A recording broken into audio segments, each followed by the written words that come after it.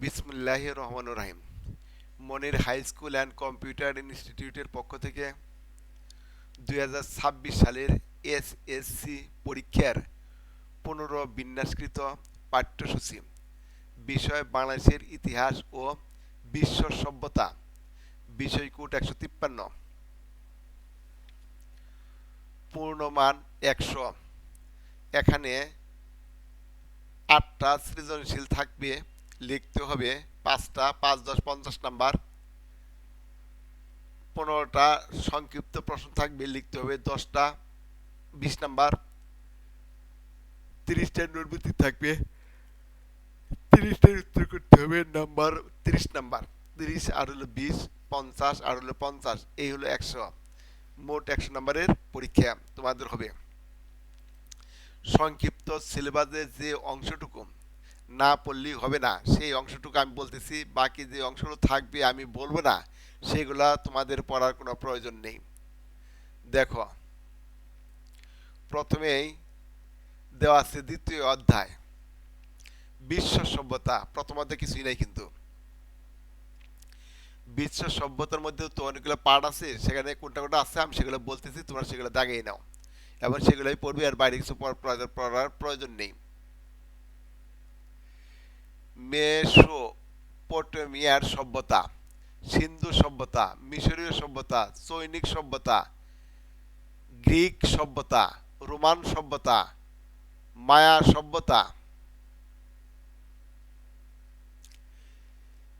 Inca সভ্যতা,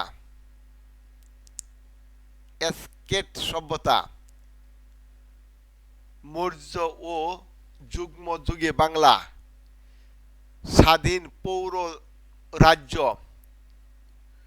গুপ্ত পরবর্তী বাংলা, স্বাধীন বঙ্গ রাজ্য, স্বাধীন গৌর রাজ্য, পাল বংশ, সেন বংশ, পাল বংশ, সেন বংশ, দক্ষিণ পূর্ব বাংলার স্বাধীন রাজ্য।